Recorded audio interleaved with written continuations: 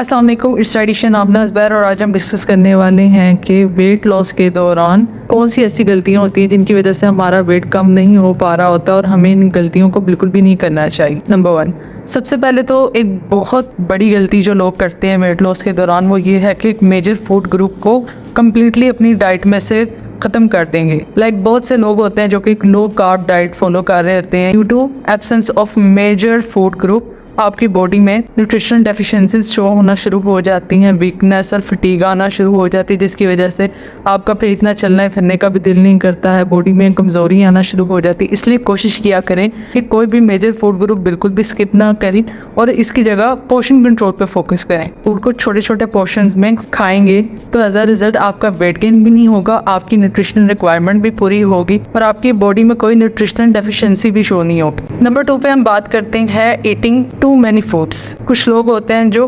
Dieting के दौरान भूख ज़्यादा लगने के वक्त ज़्यादा से ज़्यादा फ्रूट्स का इस्तेमाल करते हैं। तो आपने फ्रूट्स को भी ज़्यादा इस्तेमाल नहीं करना क्योंकि इससे भी आपका वेट गेन होता है। वेजिटेबल्स का ज़्यादा इस्तेमाल कर सकते हैं क्योंकि वो फाइबर रिच होती हैं और वो आपकी भूख को कम करती है। नंबर 3 पे बात कर लेते हैं। कुछ लोग ऐसे होते हैं जो कि प्रोटीन और फैट्स बहुत ज़्यादा लेंगे लेकिन फाइबर इंटेक नहीं करेंगे। फाइबर के इनएडिकेट इंटेक होने की वजह से कॉन्स्टिपेशन का बहुत ज़्यादा इशू आता है लोगों में। इसलिए कोशिश करें कि फाइबर का भी इंटेक रखें। आप इस भगोन को अपने डाइट में रख सकते हैं। इसके अलावा जौ का दलिया फाइबर का बेहतरीन सोर्स है। अलसी के बीज बहुत ज़्यादा फ़ायदेमंद है। ऐसी बहुत सी चीज़ें हैं जो आप अपनी डाइट में रख सकती हैं जो आपको फाइबर प्रोवाइड करेंगी। As a result stool pass करने में आसानी होती है, कॉन्स्टिपेशन का इशू नहीं होता और वेट लॉस में बहुत मदद मिलती है। अब हम बात कर लेते हैं हाई ग्लाइसेमिक इंडेक्स फूड्स की। जिन खानों का ग्लाइसेमिक इंडेक्स ज़्यादा होता है उनकी वजह से वेट गेन बहुत तेज़ी से होता है, जैसे कि तरबूज, आम, खजूर, बहुत सी सब्जियां जिनका ग्लाइसेमिक इंडेक्स ज़्यादा होता है। तो कोशिश करें कि आप लो ग्लाइसेमिक इंडेक्स फूड को, फ्रूट्स को अपनी डाइट में इस्तेमाल करें ताकि आपका वेट गेन ना हो। हम बात कर लेते हैं ईटिंग एट डिफरेंट टाइम। कुछ लोग होते हैं कि वो अपनी एक लाइफ की एक रूटीन नहीं सेट कर पाते। कभी लेट नाइट बहुत ज़्यादा खाएंगे और फिर कभी सुबह लेट उठ रहे हैं तो लेट खाना खा रहे हैं, कभी कभार सुबह जल्दी उठ जाते हैं तो सुबह जल्दी खाना खा लेते हैं। इस तरीके से हमारी बॉडी का बायोलॉजिकल रिदम डिस्टर्ब हो जाता है। इसलिए कोशिश करें कि खाने की एक प्रॉपर रूटीन रखें, प्रॉपर टाइम रखें। कोशिश करें कि सुबह सवेरे जल्दी उठ जाया करें और पेट भर के नाश्ता करें। दोपहर का भी खाना मुनासिब होना चाहिए और रात को कोशिश करें कि खाना बिल्कुल हल्का फुल्का हो। इसके अलावा फिज़िकली एक्टिव रहना बहुत ज़्यादा ज़रूरी है।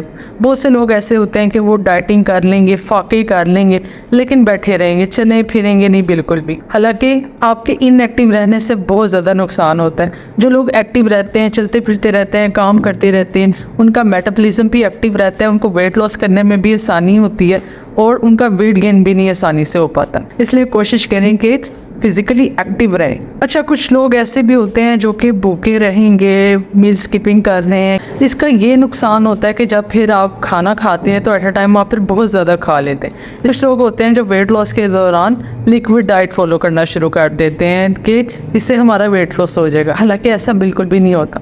इसलिए कोशिश करें कि अपनी खुराक में फलों का, सब्जियों का ज़्यादा से ज़्यादा इस्तेमाल करें। आप चिकन का इस्तेमाल कर सकते हैं। इसके अलावा रोटी भी अगर आप इस्तेमाल करते हैं तो उसको एक मुनासिब मिकदार में इस्तेमाल करें। और ये सारी चीज़ें आपके लिए बहुत ज़्यादा मुफीद हैं और आपकी बॉडी की न्यूट्रिशनल रिक्वायरमेंट को पूरी करने के लिए बहुत अहम है। कुछ लोग ऐसे होते हैं कि डाइटिंग करेंगे जब तक वेट लॉस नहीं हो जाता और जैसे ही वेट लॉस हो गया डाइटिंग बिल्कुल ख़त्म है और अपनी पुरानी रूटीन पर वापस आ जाएंगे। काइंडली कोशिश करें कि आपकी डाइट में यानी आपकी डाइटिंग के दौरान ऐसे फूड्स ग्रुप आप अपने खुराक में रखें, ऐसी रूटीन सेट करें तो आप उसको अपने नॉर्मल रूटीन में भी फॉलो कर सकें। जब हम इन डाइट प्लान फॉलो करते हैं तो हमारी बॉडी के साथ साथ हमारा लाइफस्टाइल भी मॉडिफाइड हो जाए। इसलिए कोशिश करें कि अपने घर फ्रूट्स, वेजिटेबल्स ज़्यादा से ज़्यादा रखें और मीठी चीज़ें, फ्राइड फूड, प्रोसेस्ड फूड का इस्तेमाल कम से कम करें और इनको घर में भी कम लाएं।